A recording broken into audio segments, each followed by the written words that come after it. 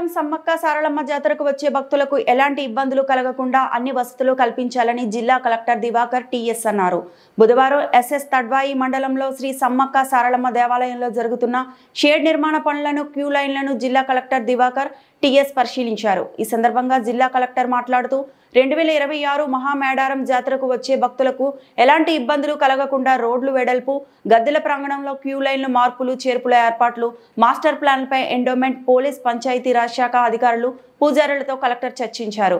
ఉచిత వైద్య శిబిరానికి వచ్చి వైద్య సేవలు తీసుకున్న వారి వివరాలను అడిగి తెలుసుకుని మెరుగైన వైద్య సేవలను అందించి ప్రజల మన్ననలు పొందాలని సిబ్బందికి తెలిపారు. ఈ కార్యక్రమంలో DSP Ravinder, endowment EO Veeraswamy, Panchayati Raj EE Ajay Kumar, పూజారులు, సంఘం అధ్యక్షులు జగ్గారావు, సమ్మక్క సారలమ్మ గోవిందరాజు, పడిగిడ్ల రాజు, పూజారులు, ఎంసీహెచ్ టీం, డాక్టర్ కీర్తి, స్టాఫ్ నర్స్ మమత, సూపర్వైజర్ సరస్వతి, ఆరోగ్య కార్యకర్త రాజలక్ష్మి, తిరుపతయ్య, ఆశా కార్యకర్తలు తదితరులు పాల్గొన్నారు.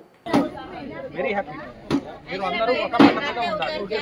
ఓకే అంటే నేను రేపు పొద్దున్ననే పని స్టార్ట్ చేస్తాను. ఓకేనా? అందరూ ఓకేనా?